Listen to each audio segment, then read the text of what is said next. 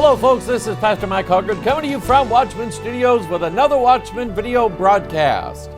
I went back through all the really expensive textbooks that they told me I had to buy for all those courses that I took in Bible college, systematic theology and homiletics and, the writings of Paul and things like that. And I don't remember or recall any of them ever talking about, aliens. I don't remember any of them discussing anything having to do with aliens coming to the earth and they're going to pretend to be Jesus and all of that stuff. So, it doesn't surprise me that the average minister really isn't prepared to deal with what I think the whole rest of the world is getting prepared to deal with. I've had up here for a while this copy of National Geographic, and it says plainly right here on the front, we are not alone. And it goes into the discussion of how, scientists now have the ability I don't really understand how they figured it out, but now they have the ability to detect which stars have planets. And they're sort of taking a guess that pretty much if it's a star, it's got planets. And then they're able to sort of kind of get a pretty good idea which stars with the planets that they have actually have ones that are in the, the green zone. The areas that are just far enough away from the sun's radiation and heat to be able to have the temperatures on it that would support life as we know it. So what we're being told from science is, my goodness, there's probably life all over the universe. And so now mankind, we're reaching up there. We're going to try to find out where that life is. If we just had a spaceship that could get us there. And if you believe some of the stories that are out there on the internet, and some of them, I think we do. Stories like Bob Lazar, who swears to this day he was hired by a company called EG&G to go work at a place called S4. In fact, he's the first person to ever tell the world about a place called Area 51 that he worked at S4. He was reverse engineering alien spacecraft. That was back in 1988. And supposedly, there was a story that just came out yesterday that said, is it possible that some of these UFOs that we're seeing are really not from extraterrestrial sources, that in fact it is one of our own? So it seems like the rest of the world is being prepared for this. Somebody sent me this. This apparently shows up in our school curriculum. Critical reading series, Aliens and UFOs, 21 famous UFO sightings with exercises for developing critical reading skills. I mean, we want to engage the children with reading stories, right? Fisher Ames. Fisher Ames was the guy, part of the congressional committee that was helping to design the United States Constitution and the Bill of Rights. It was Fisher Ames who came up with the wording for the amendment that said Congress shall enact no law establishing a religion nor prohibiting the free exercise thereof. By the way, it was Fisher Ames who said, I think there should be a Bible in every school in America. These guys were not threatened by the Bible. They said, there's no better source for English. There's no better source for ancient history. In fact, the Bible's probably the best book these kids could ever read their whole lifetime. Well, we know kids are no longer reading the Bible, but they are reading Harry Potter, Lord of the Rings, and they're being taught critical reading skills by reading 21 famous UFO sightings. Now, from a scientific world that seems to take the idea that everybody that has seen a UFO was drunk or anything like that, it just seems like the world is being prepared to accept the idea that UFOs, extraterrestrial beings, are in fact true. It's just that the preachers and the churches are sort of left in the dark. And I think that's probably deliberate. You see, because if the church actually has the real answer to what's behind aliens, UFOs, things flying around in the sky, if the church actually has the real answer from the Bible, well, then they would be a threat. They would be able to expose the truth, and we can't have that. So let's leave them in the dark while we tell everybody else about what's going on.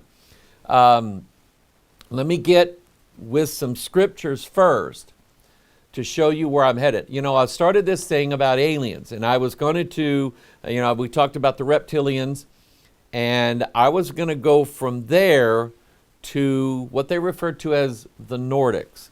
And I got sidetracked by a particular story. It's one that I had read years ago, and I sort of forgot about it. I couldn't even remember what book it was from that I read it. And when I rediscovered the book and went back over this information again, I realized I have got to deal with this. Some things I'm going to show you. Today's Watchman, probably next week's Watchman broadcast, they're going to blow your mind. You're going to be able to realize that no, we're not dealing with Martians from Mars, an extraterrestrial society that's just looking for companions in space. We're dealing with devils. We're dealing with the occult. We're dealing with, when they say that there's a link between paranormal and UFOs, they are not exaggerating in the least bit. So, let's start at the beginning. Genesis chapter 3, verse 1. Now the serpent was more subtle than any beast of the field which the Lord God had made. And he said unto the woman, Yea, hath God said, Ye shall not eat of every tree of the garden. And I just bet, see, that serpent is so subtle. I bet it was the serpent who stuck the letter B in the word subtle. See, you would say subtle and never know the letter B was in there. But it's in there. 2 Corinthians is sort of the New Testament equivalent to that verse, because then it explains the reason behind the serpent's subtlety, what his agenda is. For I am jealous over you with godly jealousy, for I have espoused you to one husband, that I may present you as a chaste virgin to Christ. But I fear lest by any means, as the serpent beguiled Eve through his subtlety, so your mind should be corrupted from the simplicity that is in Christ. For if he that cometh preacheth another Jesus, whom we have not preached, or if ye receive another spirit which ye have not received, or another gospel which ye have not accepted, ye might well bear with him. And by the end of this particular part that I'm doing, you might have a better understanding of what this other Jesus is all about. Because I'm going to introduce to you somebody that when I first started looking into her, it threw me. Because I've had people that have written to me, Cryptid Bible is the website we put up to deal with stuff just like this. People who said that they've seen UFOs or aliens or minotaurs or Mothmen or any weird thing like Bigfoot or whatever. People have seen these things. And we've had several people write in and say that they saw aliens in their room at night. And when they said Jesus Christ, those aliens fled. Devils know who Jesus Christ is. But there was this woman, and I featured her, part of her story, on Pastor Mike Online. And she claimed to be a born-again Christian. And see, this threw me. I'm just going, man, if she's a Christian and these aliens were not afraid of her when she brought the name Jesus up, you know, it didn't make sense until I found out just a little bit more about her story and who she really is. Then it started to make sense. If I say to you that I absolutely believe that there are going to be a lot of churches, a lot of church people, a lot of pastors who fall drastically for this alien invasion that is coming. When I say the word alien, I mean it in the exact sense, the biblical meaning of it. They are not from this world. They're from out there, and they don't belong here. That's what I mean by aliens. They are spirits, devils, unclean spirits, familiar spirits, principalities, powers, rulers of the darkness of this world, and spiritual wickedness in high places. In every sense of the word is who they are. And church people are going to fall for this. Okay? That's how dangerous this threat is, and that's how subtle it is. Because here you have this woman who to this day claims she is a solid, Bible-believing Christian. And I'm going, wow, she seems to be. Then I found out more, and I went, no. Paul warned us about false brethren. Jude warned us about certain men crept in unawares. Judas Iscariot was numbered among the 12. Remember him? Satan entered into him personally. So the threat and the deception, it's not so much what comes from the outside, it's what comes from the inside that we have to worry about. But here Paul, he's warning about another Jesus, another spirit, and another gospel. Remember what Paul said in Galatians about that other gospel. Though we or an angel from heaven bring you any other gospel, let him be accursed. And I absolutely think it is exactly going to happen. I mean, think about the Mormon church. They already have accepted an angel from heaven bringing them another gospel. And think about what Mormon teachings is all about. Mormon teachings is that our God came from another planet. He's an alien. The Mormon God is an alien.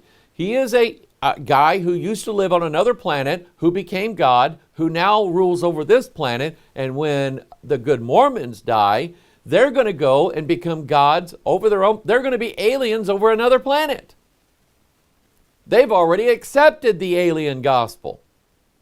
The rest of the world is going to accept this as well. It is a grand deception. So Matthew 24, verse 4, Jesus answered and said to them, take heed that no man deceive you. For many shall come in my name, saying, I am Christ, and shall deceive many. 2 Corinthians 11:13. For such are false apostles, deceitful workers, transforming themselves into the apostles of Christ. And no marvel, for Satan himself is transformed into an angel of light.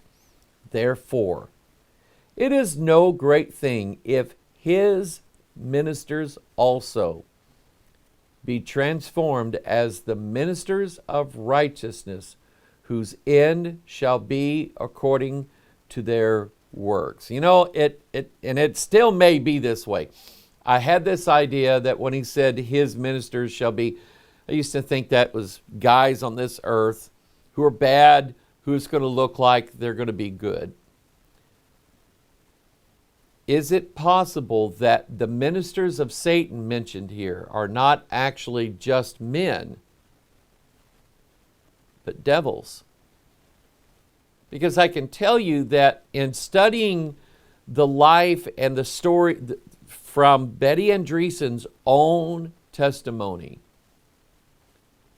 she saw gray aliens transform right in front of her very eyes to beings of pure light. That's why she accepted them as angels of God and her friends. She accepted devils as angels of light, and they transformed right in front of her very eyes.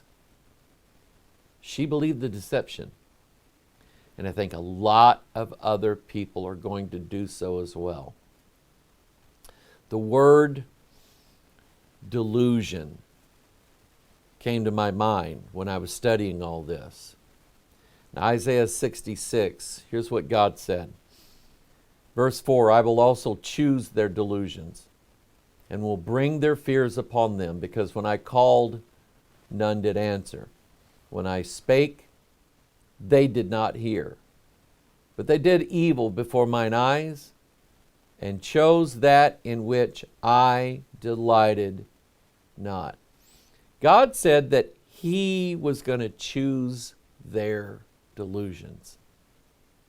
And there are people, there's people who believe stuff all the time that is not right.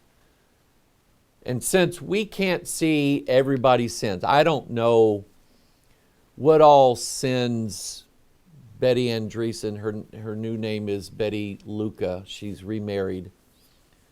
I don't know what all sins she's guilty of. I don't know her, okay? But I know she's a sinner. And I know that apparently God has chosen a set of delusions for this woman, and she believes them. Now, we're all sinners. I am, you am, we all am. If you believe the truth, you believe this book, you believe it wholeheartedly, you believe every word of it, you're basing your immortal soul on the words that are in this book. And God has not turned you over to strong delusion to believe a lie. You need to get down on your face before God and tell him thank you for not choosing delusions for you to believe in. Because all of us deserve it. All of us deserve it. But for some reason, it's like God just knows. Well, he does. He knows the outcome of everybody's life. He knows whether they do really believe him or not. God knows that. And it's like God says, yeah, I know this person, and they're never going to get it right. So I'm going to choose their delusions. The only other place in the whole Bible that uses that word is 2 Thessalonians, chapter 2, verse 7. For the mystery of iniquity doth already work. Only he who now letteth will let, until he be taken out of the way. And then shall that wicked be revealed, whom the Lord shall consume with the spirit of his mouth, and shall destroy with the brightness of his coming. Even him whose coming is after the working of Satan, with all power and signs and lying wonders, and with all deceivableness of unrighteousness in them that perish, because they received not the love of the truth, that they might be saved. And for this cause God shall send them strong delusion, that they should believe a lie, that they all might be damned who believed not the truth, but had pleasure in unrighteousness. Now, when it says here, with all power and signs and lying wonders, I remember one of the instances where Betty Andreasson had literally aliens coming through her front door. Now, when I say coming through her front door, I don't mean they opened the door and walked through. I mean they came through the front door. She watched them do this. And her first impression was, well, maybe they're angels. In fact, God says that we must entertain strangers, for they might be angels unaware. So I will entertain these aliens. And she was going to fix them something to eat. And she went to cook something on the stove, and the smoke came up, and they looked startled. I mean, she's telling this story. And they said, well, we don't eat food like that. We eat knowledge tried by fire. That sounds like a Bible verse, doesn't it? But it's not. That's not what the Bible says. The Bible doesn't say anything about our knowledge tried by fire. It says our faith tried by fire. So she thinks, well, maybe I'll give them a book. So she hands them a Bible. So that she said there's like one tall gray alien and 3 other little gray aliens. So she hands the tall gray alien a Bible, and then he takes it and magically makes 3 more just like it. Boom, boom, boom, boom, boom. And hands it to the other 3 aliens. Now, she says that the pages of these quote-unquote Bibles that this alien made were all just blank pages, but light was shining out of them. That's a lying wonder. And in exchange, they gave her a book. It was a blue book. And I'm thinking Project Blue Book. Project Blue Book was what the Air Force ran to quote-unquote investigate UFOs and basically to say to everybody, it's swamp gas, it's planet Venus, it was a weather balloon, you were drunk. In other words, there's nothing here. But they left this blue book with her for 10 days, and she said, you know what was in it? Blank pages that lit up, and some of the pages had all this multitude of symbols and language that she had no idea what it was. There's a verse for that. We'll get to that a little bit later on. Okay? But anyway, God shall send them strong delusion that they should believe a lie. So how I came across this, there's 3 books that I have. And I think there's a couple more that has been written and I don't have them. But one called The Andreasson Affair, written by Raymond Fowler. The Andreasson Affair Phase 2, and which was also written by Ray Fowler, and A Lifting of the Veil. That was written by Betty Andreasson Luca and her husband Bob Luca, and they had somebody else writing with them as well. And how all this got started is that back in the 70s, Betty Andreasson had an experience. She saw a UFO. There was some things she could remember about it. She could remember seeing these little gray aliens, but couldn't remember much about it. She knew that Dr. J. Allen Hynek had just finished up Project Blue Book, which I mentioned earlier. And she knew that if there was anybody that could help her understand what it was that she saw, it was probably Dr. Hynek. So she wrote him a letter saying, my name was Betty Andreasson, and the other night I saw this UFO land in my yard, and I can remember some great aliens. I don't remember much about that. Dr. Hynek says that he received the letter, he read it, it kind of sat around for a while, and he didn't do anything with it, and he saw it again. He decided to turn it over to someone he knew that investigated UFOs along with him, and is a man by the name of Ray Fowler. So he forwarded the letter to Ray Fowler. Ray Fowler got in touch with Betty Andreasson, and he realized that she had had some missing time, which is something that a lot of people, Betty and Barney Hill, that goes all the way back to the 60s. That was one of the first cases that really came to light where people for the first time reported being actually abducted and taken into an alien spaceship, and tests being done and all this stuff. You know, now that we kind of hear commonly now, Betty and Barney Hill was one of the first people that actually was hypnotized and told this story. And that goes into the 60s. So Ray Fowler realized that more than likely there's more to this story than what she remembers. So he introduces himself, gets in contact with Betty Andreasson and her husband, and he asked her, would you like to be hypnotized so that we can go back and find out what all happened? Because one of the things that we know is that once the aliens do these things with people, they always do something to make them forget most, if not all, of what has happened. And so he explained to her, under hypnosis, what we'll attempt to do is to go back and to find out the real story of what all has happened to you. So Betty Andreasson agreed to do that. She met with Ray Fowler, and on March 25th, 1980, Betty Andreasson was placed under hypnotic regression in an attempt to remember strange incidents that happened during her childhood. She relayed a story that happened when she was 7 years old. Now, she had this incident happen to her in the early 70s when she's already an adult. She's got several children. Her mom and dad are living with her, and she sees these aliens coming in her house, but she doesn't remember much after that. Well, once she's regressed, realizes that this wasn't the first time this had ever happened to her.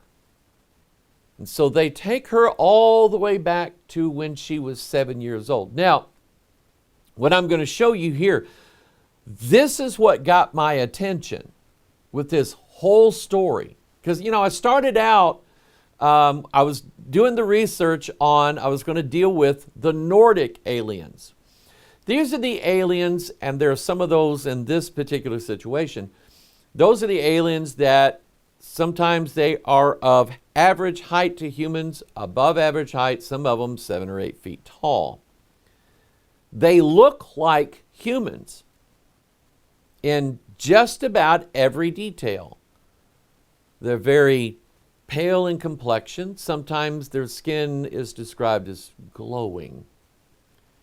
They have very deep blue eyes, long blonde hair, sort of like somebody from Sweden, which is why they're called Nordic.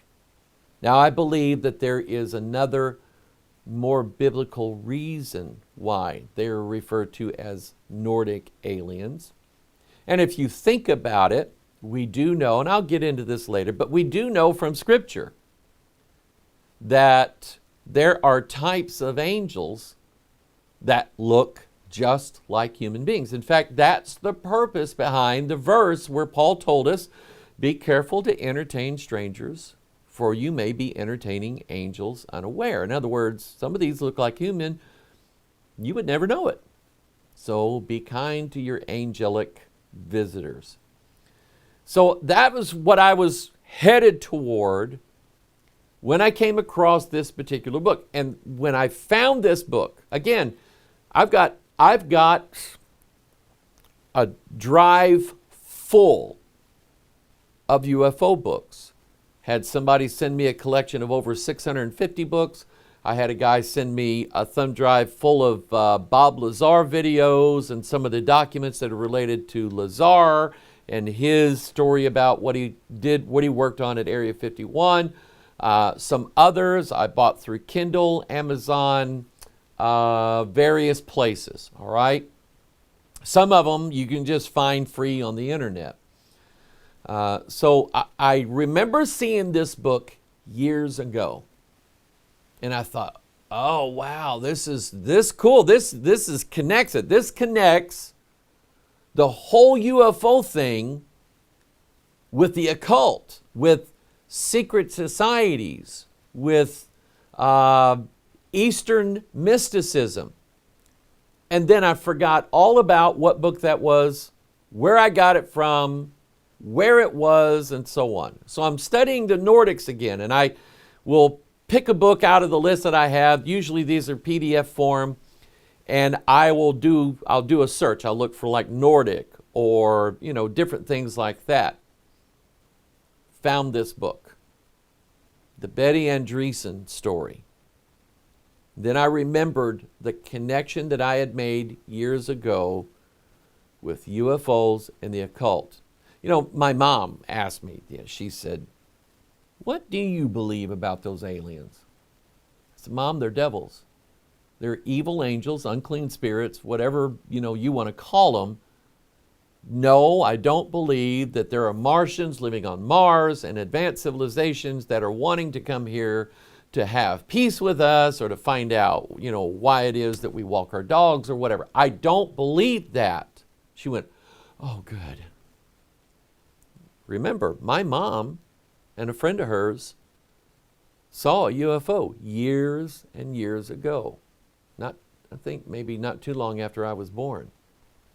She never told me this until recently. And she asked me what it was. I said, "Mom, I believe it was," the Bible talks about chariots, and some of these angels are actually chariots themselves. That's what the Bible tells us. The chariots of the Lord are 20,000, even thousands of angels. And I said, what you saw was a living angelic entity. A big saucer of light that when they saw it just lifted up. And she said, "We never talked about that after that night." I said, "No wonder." Because back in those days, Project Blue Book was basically trying to convince everybody, if you saw a UFO, you didn't, you're crazy. Don't talk about it. Don't bring it up ever again. So people back then, they didn't talk about it because they would get ridiculed. And things are changing though, aren't they? Now the Air Force is telling its pilots, if you see something, go ahead and tell us. We won't fire you. We won't ridicule you. We won't blacklist you. We need to know. And I absolutely believe that more and more and more things are going to be revealed about alien intervention in this world from thousands of years ago. They're going to be seen as bringers of light to this world. And again, you've got so many people out there reaching out for them, wanting them to come and bring us to a new age. They want us to help us with our evolution and so on and so on and so on. And then there is the religious crowd, the churches. And I absolutely believe that this case here is going to be one of the things that's going to convince church people that these are messengers sent from God to bring us into the kingdom of Jesus Christ when He returns. I absolutely believe that when I show you what I'm about to show you. So Ray Fowler gets with Betty Andreasson, puts her under hypnotic regression. She begins to relay a story of what happened to her when she was 7 years old. Take a look at this. She remembers as a child, she was outside in the place where she grew up. There was a little backyard hut that she used to play in, and she remembers that there was a small ball of light that circled her head. In fact, Betty Andreasson is actually somewhat of an artist. She can draw a lot better than me. She's the one that drew this. She would be taken back in hypnotic regression, And then the hypnotist, Ray Fowler, would say, okay, I want you to remember this. While you're still in a trance, I want you to open your eyes and I want you to draw exactly what you're describing to me. So she would sit up, still under hypnosis, remember what she saw back then and draw a picture of it. She remembers a small ball of light circling her head 5 or 6 times, making a dull buzzing sound. It was about the size of a small marble or a bumblebee. In fact, she kept referring to this blue light circling her head. She kept referring to it as a bumblebee. She thought it was a bumblebee circling her head. She remembers then that there was an alien that came out of a hole. And this alien had like a uniform on, and he had some buttons on it. He had a button. And this blue light came out of it, circled her head several times. Take a look. It landed on her forehead right between her eyes. And she said when it did, she said it was real cold. And she said, I felt then a squiggling deep inside my head. After the ball of light landed on my face, I went slowly and softly backward until I lay on the ground, unable to move. Do you see what I see? This is what got my attention years ago. Could not remember for the life of me where I read this. I think God wanted me to find it now. She gets touched right here on the forehead. Falls backward into a trance. What does that sound like to you? First of all, Hiram Abiff. The ceremony or the ritual of Hiram Abiff. Rituals are very important here, and I'm going to show you, it's not going to be this week. I'm going to show you a ritual that Betty Andreasson went through that'll blow your mind. You would never believe that something like this would be related to UFOs, but once you make the connection, you'll go, I get it. But the ritual of Hiram Abiff, those who are going through the first 3 degrees of the Blue Lodge of Freemasonry, it's called being given the 3rd degree. When somebody says, why are you giving me the 3rd degree? The 3rd degree of Freemasonry, you're asked a bunch of questions. Are you this? Why are you here? This, and so on. And that's what they mean by, why are you giving me the 3rd degree here? The 3rd degree of Masonry. You're coming out with this clothes on. You've got one of your chest, part of your chest uncovered, part of it covered. You have one sleeve rolled up, one sleeve rolled down, one pant leg rolled up, one pant leg rolled down. You're blindfolded. You're playing the character of Hiram Abiff. Hiram Abiff was in the Bible the one who aided Solomon in building his temple. He was a widow's son, and he knew the secrets of temple building. And according to Masonic legend, you're not going to find this in the Bible, but according to Masonic legend, 3 ruffians, 3 murderers, they were not as skilled as Hiram in building the temple, but they wanted the secrets of laying the blocks to build the temple. Hiram wouldn't give it to them. So one of the murderers smote Hiram Abiff on the throat to kill him. That didn't kill him. Another murderer smote Hiram Abiff upon his wrist. That didn't kill him. The third smote Hiram Abiff on his forehead. Hiram Abiff fell backward and died. They covered up his body with sprigs of acacia, which is thorn trees. And they say that by the strong grip of the lion's paw, I've actually seen 2 Masons make this handshake. Freak me out. I'm just going, it's real. The strong grip of the lion's paw raises Hiram Abiff back to life. And when you go through the Blue Lodge, you go through this ritual. You're smitten once in the throat, once in the arm, once in the forehead. You fall backward, you're supposed to be dead. Then the Mason raises you back to life again through the straw grip of the lion's paw. By the way, the grip of the lion's paw, that's in your Bible. And it's not like a good thing either. It's crazy what these people believe. By the way, John F. Kennedy, Kennedy's assassination, we know for a fact 3 distinct wounds that were made on that day. One was through Kennedy's throat. Second one was through Texas Governor Connolly's wrist. The third one was through Kennedy's forehead.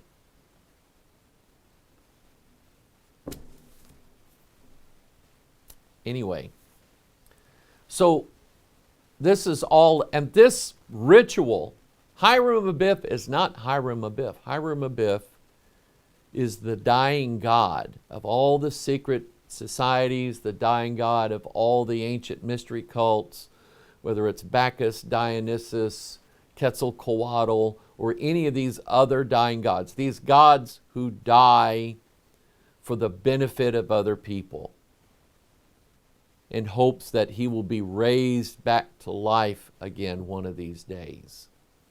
Okay? That's the first thing I thought of when I saw Betty Andreasson with this thing touching her forehead, causing her to faint, pass out backward, and go into a trance. Then, of course, our friends who are slain in the Spirit. Pictures, you may have been in a service. I told you my experience years ago, going to a Pentecostal church. They came by, tapped me on the forehead. There was somebody behind me who was ready to catch me. I didn't feel electricity. I didn't feel faint. I didn't fall. They went down the line. People are falling all over the place. They come back. They touch me again, like, well, he needs a double dose. And I didn't fall again because I had asked God before I ever went in that service, God, I'm hungry. I'm looking for something real from you. I'm tired of my life the way it is. If you don't want me to have this, God, please keep me from it. God knew my heart. So God kept me from that. And I walked out of there after that service and I said, God, I will never tempt you this way again. Thank you for keeping me from this. But God, I'm still hungry. It wasn't too long after that, after God, God didn't hit me on the forehead. He chastened me with a rod in multiple ways. Then God began to give me a lot of fulfillment from this book, not from some slap on the forehead. You don't get hit in the forehead and all of a sudden know all the Bible. You read the Bible. That's how I got it. But slain in the Spirit. In fact, here's all the verses right here where the Bible talks about us being slain in the Spirit. There are none. And you consider the meaning of that phrase, slain in the Spirit. Slain is murdered. A slayer is a murderer. Someone who is slain is someone who is killed. And then it's talking about your spirit. You are now dead in your spirit. Does that even sound right to you? No, it doesn't. Paul even said, the letter killeth, the Spirit giveth life. The Spirit, we're not killed in our spirit. Well, maybe some people are. But it's not something that they ever did. They didn't do it on the day of Pentecost. Peter didn't do it to those who were in Cornelius' house. Paul never went from town to town slaying people in the Spirit. People, that's a setup. That's a lie. And I've had friends, I have people that I grew up with in this church that have turned over to that. Oh, we got slain in the Spirit. Now we really got the Spirit. Show it to me in the Bible. Well, I can't. But I know it's real because I felt it. It felt real. People, it's a trap. It is an absolute trap. It's a setup. 2 Thessalonians 2. Think about the process of all these people being hit in the head, touched in the head, falling. That you be not soon shaken in mind, or be troubled, neither by spirit, nor by word, nor by letter, as from us, as that the day of Christ is at hand. Let no man deceive you by any means. For that day shall not come, except there come a falling away first, and that man of sin be revealed, the son of perdition. You see, I want you to get this.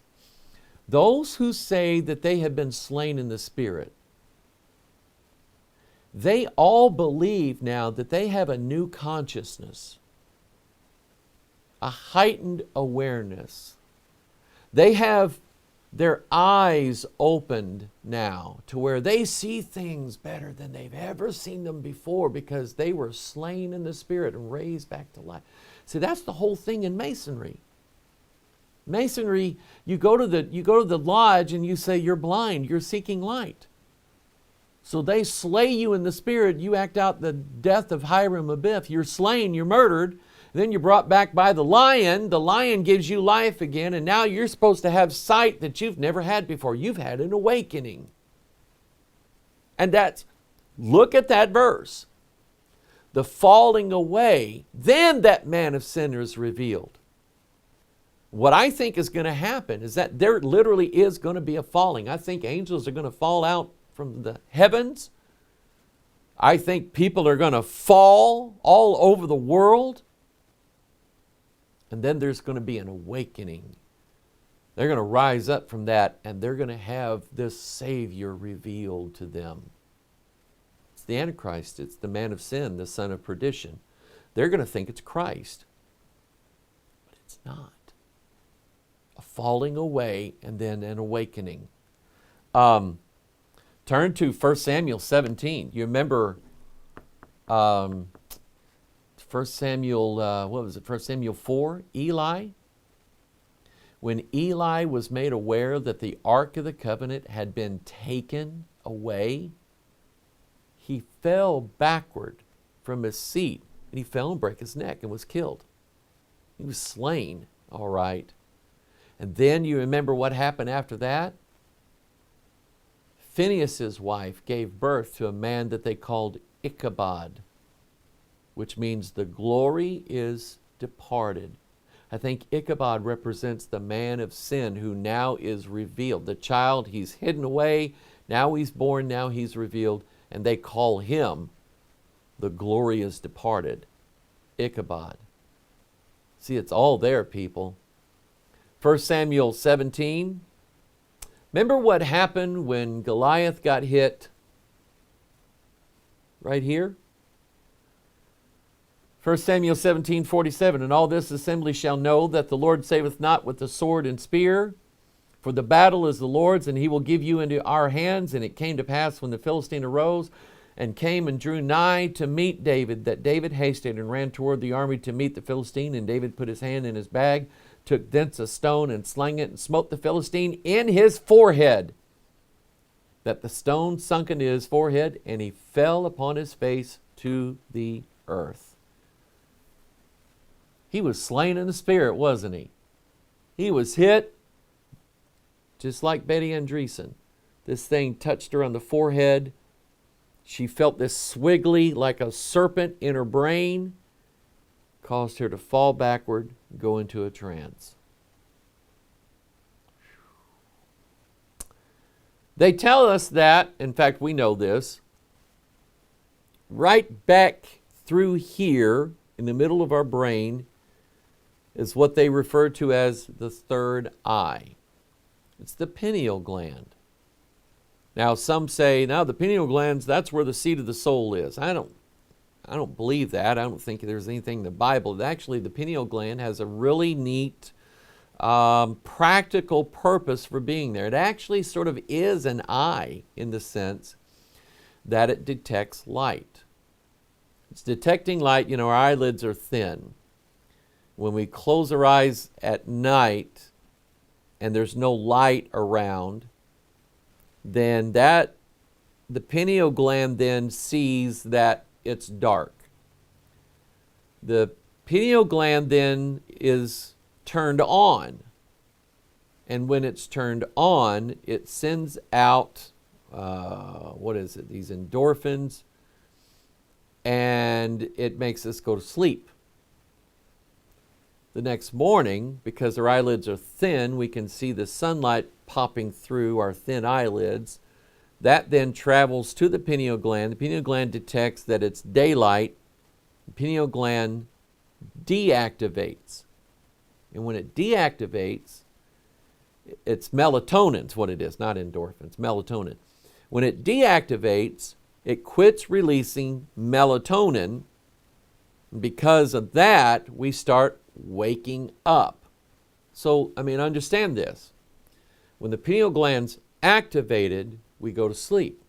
When it's deactivated, we wake up. For some reason in the occult, in the New Age, and all these different practices, they're telling you that when your pineal gland is activated, you have an awakening. But wait a minute. I thought it puts us to sleep. It does. That's their version of an awakening.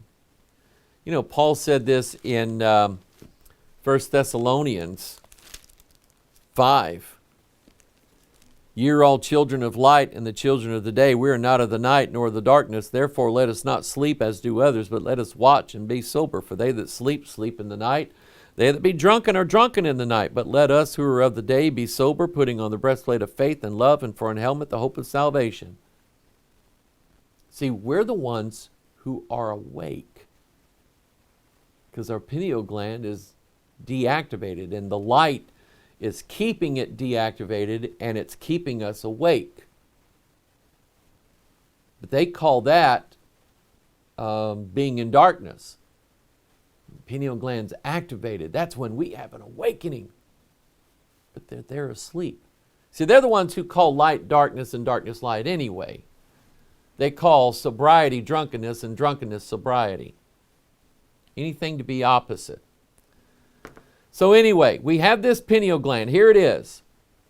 You know, it's pretty cool that it just happens to look like the Egyptian eye of Ra. It looks just like it. Now, here's why I'm saying all of this, because there's something I'm going to show you. Mind blown. Okay? For those of you who say UFOs are bunk, it's nothing, Hoggard, you're wasting your time with this, no one believes in this, our government's not hiding and covering up secret information about UFOs. I'm going to challenge you on that with evidence. Okay? Here's what Manly Hall says, Secret Teachings of All Ages. Remember, Secret Teachings of All Ages was Manly Hall collected all of this occult information from all over the world. He had a library. It's still in existence. Thousands and thousands of volumes, and I think he read most of them. And he put all this information together, and he basically said, out of all the mystery cults, all the secret societies, all the philosophies, Rosicrucianism, alchemy, everything, there's basically just one secret. Different names, different ways of talking about it, but there's one secret. Here's what he says about the pineal gland. Sufficient similarity exists between the Masonic Hiram and the Kundalini of Hindu mysticism to warrant the assumption that Hiram may be considered a symbol also of the spirit fire moving through the sixth ventricle of the spinal column. The exact science of human regeneration is lost key of Masonry. For when the spirit fire is lifted up through the 33 degrees or segments of the spinal column, stop right here. Remember, your spinal column has 33 bones in it. Okay? And that's the 33 degrees of masonry, going from the bottom to the top. So then he says, and enters into the domed chamber of the human skull. Let me stop right here. The domed chamber of the human skull, the dome he's referring to is like the dome of the sky. It represents heaven. So, think about this idea. Here you have the spirit fire, and it's down here, and it's going to rise up to heaven. Does that sound familiar? How art thou fallen from heaven, O Lucifer, son of the morning? How art thou cut down to the ground, which didst weaken the nations? For thou hast said in thine heart, I will ascend into heaven. And that's what all of this is about. It finally passes into the pituitary body, Isis, where it invokes Ra, the pineal gland, and demands the sacred name. Operative masonry, in the fullest meaning of that term, signifies the process by which the eye of Horus is opened. And again, when the pineal gland is activated, it puts you to sleep. But they say when the eye of Horus is opened and activated, now you have an awakening. Here's an image of Kundalini. Basically, the domed chamber of the skull is heaven, and they say that there is a fiery serpent coiled up at the very bottom of your spine. Now, in the symbolism of the body, the lower part of the spine, which is your bottom, that's hell. Where is it that all of the waste that comes out of our body, it comes from the bottom of our body? The Bible says we're to take our waste and bury it under the ground. Okay?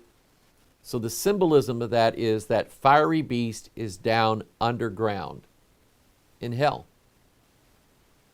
But it seeks to rise up. So it rises up through the 7 chakras, the 33 bones of the spinal column, like a mason who starts out at the 1st degree, and over time he's getting his eyes open and is becoming aware. Then when he reaches the 33rd degree, he's told that he knows the full secret of masonry, which he doesn't. He's lied to.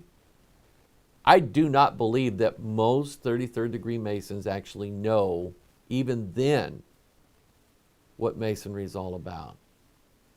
Because Mystery Babylon never tells her secrets. She always hides, lies, deceives, covers them up somehow, some way. But I want you to get this idea. Going from the bottom to the top, 33 degrees, you get to the top, now your eyes open and you have this awareness. Okay? Now I'm saying all that for a reason. When we look in Genesis chapter 3, that's when the serpent beguiled Eve through his subtlety. You know, the word that has a letter B in it that you'd never know it. You remember I counted the words that Satan said, 46 in a King James Bible. Let me show you something. We read this again. Now the serpent was more subtle than any beast of the field which the Lord God had made. And he said unto the woman, Yea, hath God said, Ye shall not eat of every tree of the garden. And the woman said unto the serpent, We may eat of the fruit of the trees of the garden, but of the fruit of the tree which is in the midst of the garden, God hath said, Ye shall not eat of it, neither shall ye touch it, lest ye die.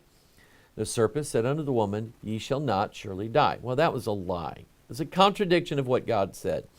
Then he says in verse 5, For God doth know that in the day ye eat thereof, then your eyes shall be opened, and ye shall be as gods, knowing good and evil. Now I've underlined the word eyes, because when you count the words that the serpent said, you get 46 total. But the word eyes, it just happens to be the 33rd word that he says to her. That 33rd word, eyes, then they shall be opened, and you shall be as gods, knowing. So all of that he's doing here is all about occult knowledge, an occult awakening. Having your mind opened up, now you're just, you have the knowledge of the gods, and you're now aware of something that you were never aware of before. Just like a Mason, you start out in the Blue Lodge knowing nothing. You take into the 33rd degree, now you know all these occults. Now your eyes are open. Now you're like gods, right? Because you know things that you didn't know before. But they're a secret. You can't tell anybody because it's a big secret, right? Now I'm setting you up for something here. Because Betty Andreasson was taken through this where she was touched. Why did that thing land on her forehead? Cause her to fall back. And then after that, the aliens then make her aware of things that she never knew before. It's all part of a plan, a ritual. There is an even deadlier ritual that she was taken through. I won't show it to you this week. It's not. Next week, you'll see it. I read this, it blew me away what she saw. And God willing, I'm going to share it with you next week. But this week, I got to show you this. The question is, does our government have knowledge that aliens are visiting, have been visiting this planet with ships that do things we have no idea how they do it? They travel faster than anything we have. They make right-hand turns without stopping. They go from 0 to 2,000 miles an hour without accelerating. They stop on a dime without decelerating. Then they just disappear. They play games with our fighter pilots. Does our government have... there was a story that came out the other day. I don't believe this for a second. They said Edward Snowden, the guy who grabbed all these secret files from the CIA and the NSA, and then he left and went to Russia, and now he's a whistleblower, and he's telling everybody that our government knows everything there is to know about you. They're keeping secret files on you and so on. There was a story that came out the other day that said Edward Snowden is revealing now, because he went looking for files on UFOs, and he says the CIA has no secret files on UFOs. I don't believe that for a second, because I know for a fact, they have come out with documents. There has been things that have been released through the Freedom of Information Act, documents released from the CIA, the NSA, from the Army, from the Navy, from the Air Force, where they know that they've been studying UFOs. And now Snowden all of a sudden comes out and says, they don't have any documents on UFOs. I went looking for them and didn't find them.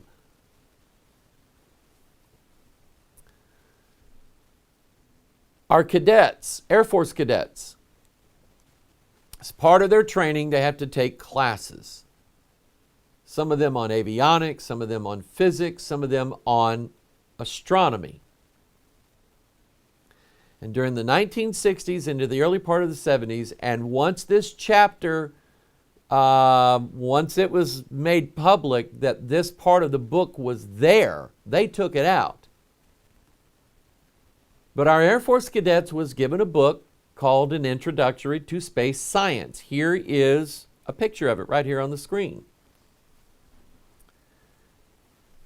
They have a chapter in there dedicated to some of the Air Force's knowledge on UFOs.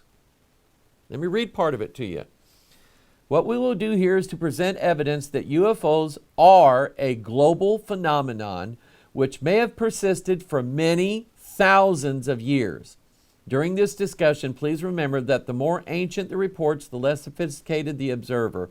Not only were the ancient observers lacking the terminology necessary to describe complex devices such as present-day helicopters, but they were also lacking the concepts necessary to understand the true nature of such things as television, spaceships, rockets, nuclear weapons, and radiation effects. To some, the most advanced technological concept was a war chariot with knife blades attached to the wheels. By the same token, the very lack of accurate terminology and descriptions leaves the more ancient reports open to considerable misinterpretation, and it may well be that present evaluations of individual reports are completely wrong. Nevertheless, let us start with an intriguing story in one of the oldest chronicles of India, the Book of Zion.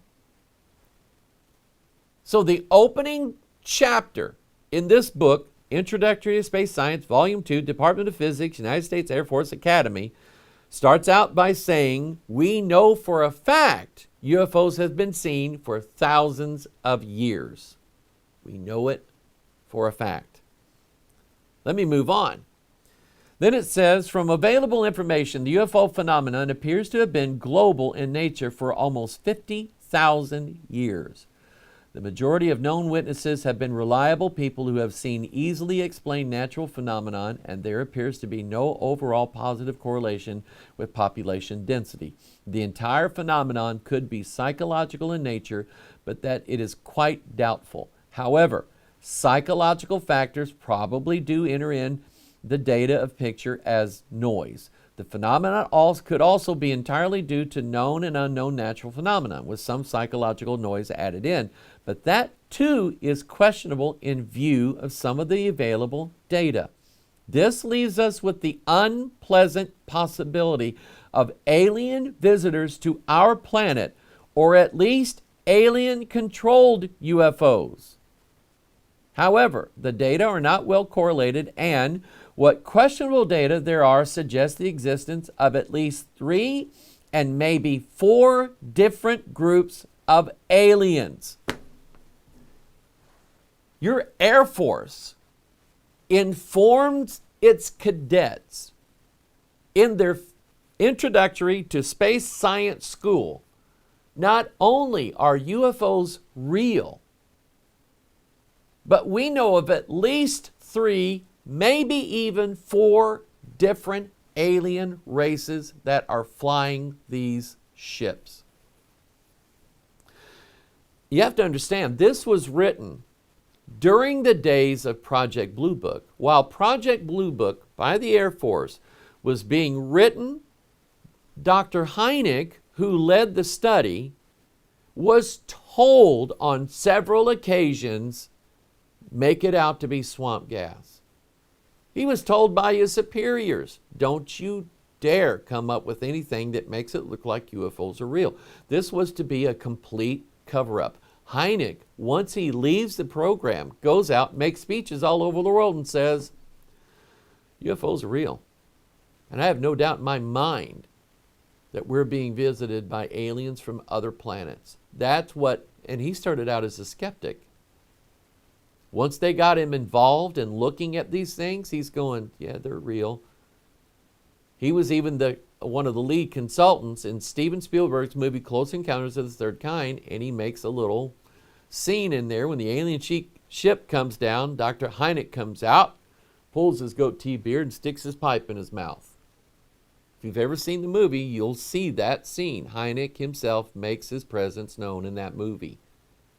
He's the one that told Spielberg's several of the scenes in Close Encounters of the Third Kind were real events that took place, including a filmed U.S. Air Force filmed landing of a UFO, its occupants coming out and having a meeting with high-level government people, whoever they were. And there was a time when apparently that film was supposed to be released to the public by way of a documentary film that was being made. UFOs past, present, and future. I think it was narrated by Rod Serling. You can find it on YouTube. There's actually a clip in that documentary from the film of the UFO landing, but it's in such a way as you would never, I mean, it looks like from a distance, it looks like a plane landing, but it's the actual UFO. True story, people, true story. So here's my point. While you've got the Air Force telling the world UFOs don't exist, that same Air Force is telling its cadets not only are they real, but we know that they're flown by aliens, and we know of at least 4 different alien races that are bringing ships into our airspace.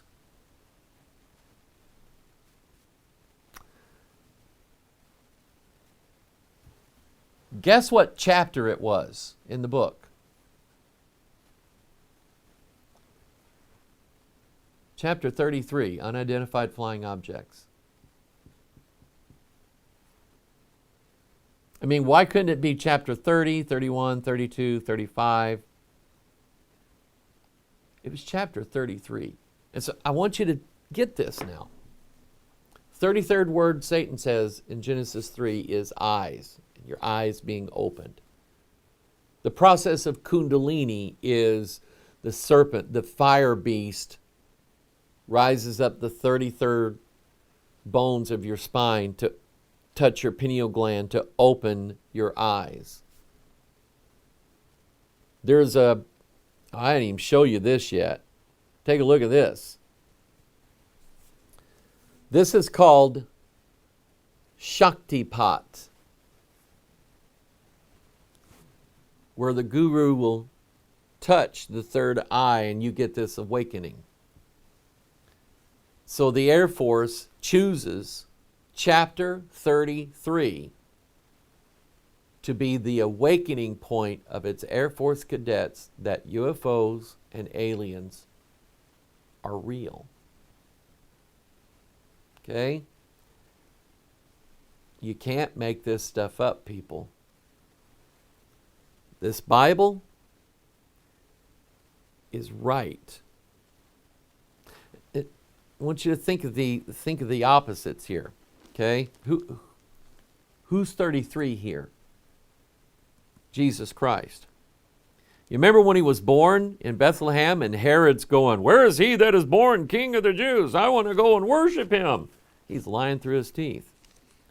So all the wise men get together and they're going, well, according to the scriptures, he's going to be born in Bethlehem. But thou, Bethlehem Ephratah, though thou be little among the thousands of Judah, yet out of thee shall he come forth unto me that is to be ruler in Israel, whose goings forth have been from old, from everlasting. So they got their knowledge about Christ being born in Bethlehem from the 33rd book of the Bible, Micah. See it? So think of opposites. Eyes being opened with the number 33.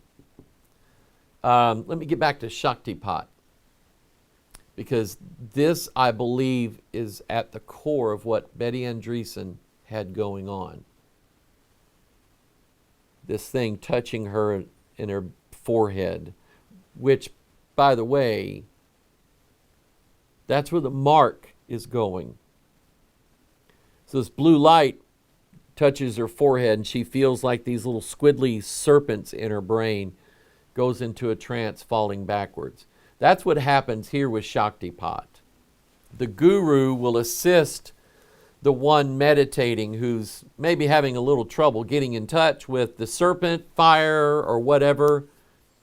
And see, Shaktipat is about you getting in contact with Shiva and Shakti. Shiva's the male, Shakti's the female. Joining together, they are the male-female androgynous deity that you get an awakening to. In fact, here is the Wikipedia article on Shakti. Shakti means psychic energy. Pat means to fall. Shaktipat is a very important part of the Kundalini system. This is simple and quick method of awakening the Kundalini. Since ancient times, this method is being given to disciples by the Guru. In this, the Guru gives a secret mantra to the disciple, and together the disciple is asked to do a sadhana of Ma Shakti and Mahadev Shiva. And if any disruption or problem occurs to the disciple in awakening the Kundalini, then the Guru gives Shaktipat to the disciple. In this, the experienced and capable Guru, whose own Kundalini is awakened, by touching the third eye of the disciple with his thumb or by the mental or distant hands, the energy of the cosmic mother Kundalini flows through the hands. This gives the seeker a temporary experience of Kundalini Shakti awakening. If the seeker is of a higher level of sadhana, then he can keep the Kundalini awakened. In order to keep this active throughout his life, the seeker should be practiced in daily life.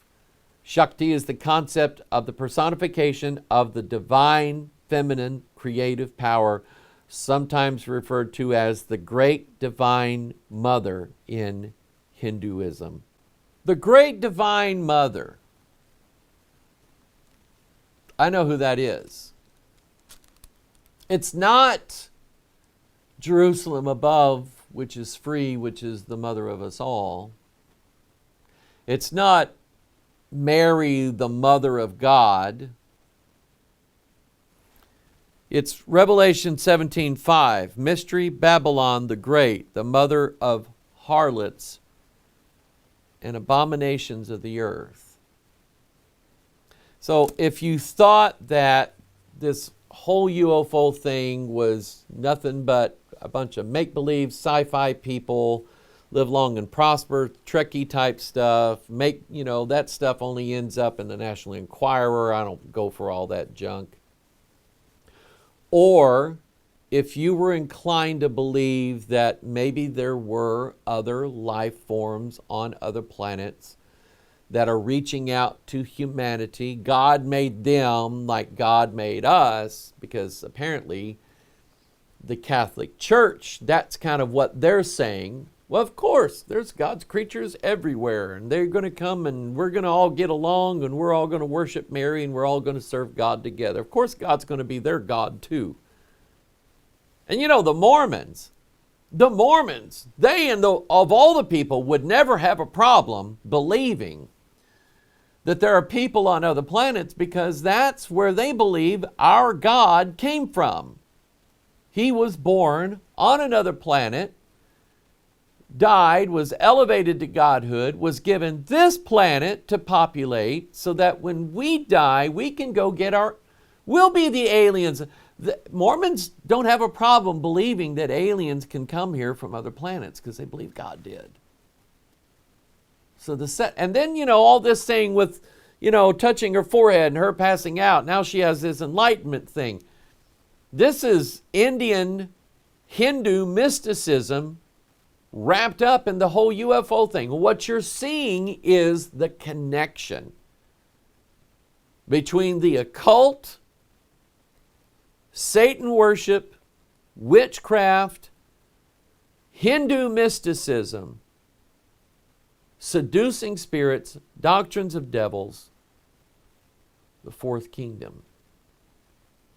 We're going to find out later, not today, not probably for a few weeks, but we're starting to get the idea that this whole UFO thing actually is related to what we're wrestling against: principalities, powers, the rulers of the darkness of this world, and spiritual wickedness in high places, because that is exactly what it is. When you hear me say alien, you know that I believe that we're dealing with devils, unclean spirits, familiar spirits, evil angels, and the spirit of Antichrist himself. Betty Andreasson meets, I believe, the very spirit of Antichrist himself. If not him directly, someone posing as him. And remember, she's supposed to be a Bible-believing, born-again Christian. And it did. It threw me for a while because I'm going, I didn't think Christians would get abducted by aliens. Well, I'm still right on that. Still right on that. I don't think she is who she says she is. I think this is a setup. I will tell you next week who she meets.